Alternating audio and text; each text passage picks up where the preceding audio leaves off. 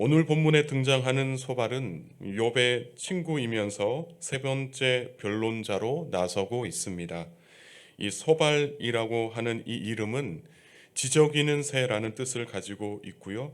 또 이 소발이라는 사람은 나아마 사람으로 알려져 있습니다. 이 나아마가 어디에 있었느냐에 대해서는 여러 견해들이 있습니다. 그러나 일반적으로 나아마는 아라비아 북쪽에 있는 니아메로 보고 있습니다. 한편 소발은 다른 친구들처럼 고난이 죄에서 비롯된 것이라면서 욥에게 죄를 버리라고 충고를 하고 있습니다. 그래서 다른 친구들처럼 소발도 마찬가지로 욥의 고난에 대한 이해가 부족하다고 볼 수 있습니다. 그래서 소발은 욥을 말이 많고 어리석은 자라고 말하면서 그의 어리석음을 일깨워 주기 위해서 말하지 않을 수 없다는 말로 시작하고 있습니다. 그래서 자기 결백과 의의를 주장하는 욥을 질책하려고 한 것입니다. 5절 말씀을 보면 소발은 하나님은 욥을 향해 입을 여시어 본인은 죄가 없다고 주장하는 욥의 교만을 책망하시기를 바라고 있는 것을 볼 수 있습니다. 또한 6절의 말씀은 소발은 하나님의 지혜의 오묘함과 광대함이 욥에게 보여지기를 원한다라고 말합니다. 그리고 하나님께서 너로 하여금 너의 죄를 잊게 하여 주셨음을 알라라고 말합니다. 이 말의 의미는 지금 욥이 겪고 있는 고난은 모든 죄에 대한 징계가 아니라 죄의 일부분에 대해서만 징계받는 것임을 알아야 한다라고 말하는 것입니다. 또한 17절의 말씀에 이렇게 기록되어 있습니다. 내가 하나님의 오묘함을 어찌 능히 측량하며 전능자를 어찌 능히 완전히 알겠느냐 말하고 있습니다. 그러니까 절대자 하나님 앞에서 우리 인간은 미천한 존재일 뿐이다 말하는 것입니다. 8절 말씀에 하나님의 뜻은 하늘보다 높으신데 내가 무엇을 할 수 있으며 하나님의 지혜는 저 깊은 수월보다 깊은데 내가 어찌 알 수 있겠느냐며 하나님의 뜻과 지혜를 하늘의 높음과 수월의 깊이에 묘사하고 있습니다. 9절 말씀을 보면 하나님의 크심은 땅보다 길고 바다보다 넓다고 이야기합니다. 하나님의 뜻과 지혜는 결코 측량할 수 없는 것임을 다시 한 번 더 이야기하는 것입니다. 다시 말해서 하나님은 인간이 아무리 노력해도 알 수 없는 높으신 하나님이시기 때문에 하나님이 인간에게 고난을 내려도 하나님이 어떤 뜻에서 고난을 내리셨는지 인간은 모르는 미천한 존재일 뿐이다라는 것을 말하고 있는 것입니다. 한편 10절의 말씀을 보면 소발은 하나님이 두루 다니시며 사람을 잡아 가두시고 재판을 여시면 누가 능히 막을 수 있겠느냐며 그 누구도 하나님의 뜻을 거스를 자가 없다고 말하고 있습니다. 11절 말씀을 보면 하나님은 허망한 사람을 아시기 때문에 악한 일은 상관하지 않으시는 듯하지만 다 보고 계신다라고 말합니다. 여기서 나오는 이 허망한 자, 허망한 사람, 바로 욥을 가리키고 있습니다. 그러니까 소발이 욥을 허망한 자라고 비난하고 있는 것입니다. 허망한 사람이란 거짓이 많고 망령된 사람을 가리키는 말입니다. 그래서 소발은 하나님의 말씀이나 하나님의 이름을 가볍게 여기고 또 경솔하게 사용하고 있는 욥에게 너는 허망한 사람이다 라고 비난을 하는 것입니다.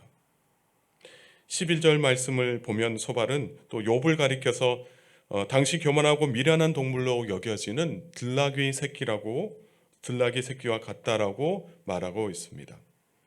소발은 욥과의 관계를 지금 고려하지 않을 뿐만 아니라 욥의 고통에 대한 불쌍한 마음도 없이 이렇게 독설을 퍼붓고 있는 것입니다. 소발은 자신이 독설을 퍼부어서라도 욥을 정신 차리게 하겠다는 그 의도에서 이렇게 하고 있는 것입니다. 그러나 이러한 독설이 욥에게 별로 도움이 되지 않고 있습니다. 오히려 욥의 마음을 더욱 닫게 만드는 상황이 되고 맙니다.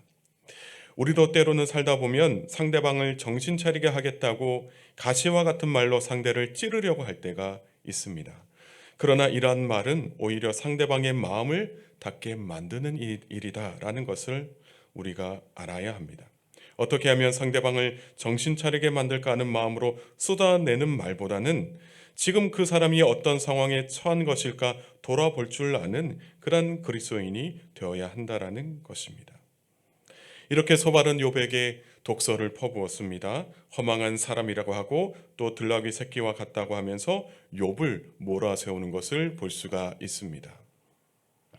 또한 13절과 14절의 말씀을 보면 소발은 만일 내가 마음을 바로 정하고 주를 향하여 손을 들면 내 손에 죄악이 있거든 멀리 버리라, 불의가 내 장막에 있지 못하게 하라라고 말하고 있습니다. 하나님께 도움을 청하기 전에 지난날에 저지른 너의 죄에 대해서 회개하라는 말씀인 동시에 내 가족들의 죄까지도 회개해라, 내 가족들, 내 집안에 있는 불의도 회개하라라는 이야기입니다. 그러면 15절 말씀에서 내가 반드시 흠없는 얼굴을 들게 되고 굳게 서서 두려움이 없어질 것이다라는 이야기를 합니다. 그러면 내게 있는 고난도 지나가게 될 것이고 내 생명의 날이 대낮보다 밝게 될 것인데 어둠이 있다 할지라도 아침과 같게 될 것이다라는 말을 합니다. 그래서 소발은 회개는 곧 고난의 끝이라는 이 공식이라는 단순한 원리로 욥의 고난을 바라보고 있는 것입니다. 다른 사람의 고민을 굉장히 단순하게 바라보는 것입니다. 18절의 말씀을 보면 이 소발은 희망 있는 자의 평안함과 안전함을 말하고 있습니다. 내가 희망이 있으므로 안전할 것이며 두루 살펴보고 평안히 쉬리라 말하고 있는 것입니다. 이 말씀을 가지고 우리의 삶을 살펴보면 우리는 다 하나님의 자녀들이기 때문에 하나님으로부터 희망을 얻게 되는 그런 자녀들이다라는 것을 우리가 기억해야 합니다. 비록 이 땅에서 우리의 삶은 고통과 고난의 연속이지만 우리는 이 땅에서의 일들에 매여 있는 것이 아니라 우리가 천국의 소망을 품고 살아가는 존재들이라는 것입니다. 그래서 우리가 이 땅에서 천국의 소망을 품고 살아간다면 우리는 환경의 지배를 받지 않고 주 안에서 안전하고 평안한 삶을 살게 될 것입니다. 또한 19절의 말씀을 보면요, 내가 누워도 두렵게 할 자가 없겠고 많은 사람이 내게 은혜를 구하게 될 것이다 라고 말하는 것을 볼 수가 있습니다. 고난을 통과한 의인에게 임하게 되는 결과를 말하는 것입니다. 신앙으로 고난을 통과한 자들을 보고서 또 이 세상은 고통을 어떻게 견뎠냐며 지혜를 구하고 은혜를 구하기를 위해서 몰려들게 될 것이다 라는 말씀을 하고 있습니다. 바로 이러한 은혜를 고난을 통과한 자들이 누리게 될 것이다 라는 말씀입니다. 마지막으로 20절의 말씀을 보면 그러나 악한 자들은 눈이 어두워서 도망할 곳을 찾지 못한다라고 말하면서 그들의 희망은 숨을 거두는 것이다 라고 말하고 있습니다. 여기서 눈이 어둡다라는 말은 영적으로 보지 못한다라는 말입니다. 악한 자들은 자신과 세상을 영적으로 바라볼 수가 없습니다. 왜냐하면 그들은 영적으로 무지하기 때문입니다. 이렇게 영적으로 무지한 자들은 결국 하나님의 역사를 보지 못하여 심판이 찾아오나 도망갈 곳을 찾지 못하게 될 것이고 그들이 희망조차 얻지 못하게 된다고 말씀하고 있습니다. 사랑하는 성도 여러분, 오늘 말씀을 보면 소발이 욥에게 변론을 하고 있는 것을 볼 수가 있습니다.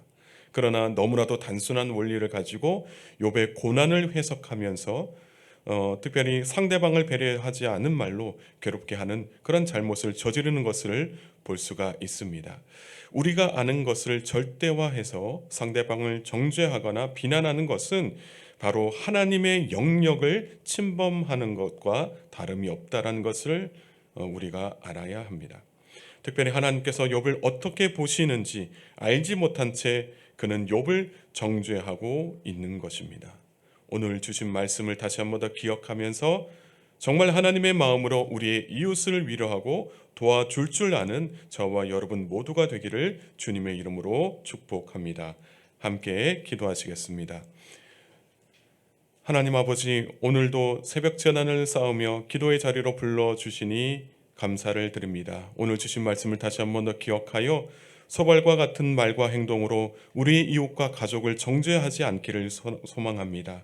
특별히 우리의 위로가 필요한 가족이나 이웃들이 있다면 그들에게 하나님의 마음을 전할 수 있는, 하나님의 마음으로 위로할 수 있는, 그래서 저들이 참된 위로와 평안을 얻을 수 있도록 주님 은총을 베풀어 주옵소서. 특별히 오늘 하루도 주님 함께 하실 줄 믿습니다. 천국 소망을 품고 살게 하시고, 비록 세상은 악하다 할지라도 그곳에서도 안전함과 평안함의 은총을 누릴 수 있도록 주님 은혜 베풀어 주옵소서. 특별히 교우들의 삶을 축복하여 주시고 주님이 주시는 건강으로 오늘 하루도 힘있게 살아갈 수 있도록 주님 역사하여 주옵소서. 오늘도 함께 하실 줄 믿사오며 사랑이 많으신 예수님의 이름으로 간절히 기도드리옵나이다. 아멘.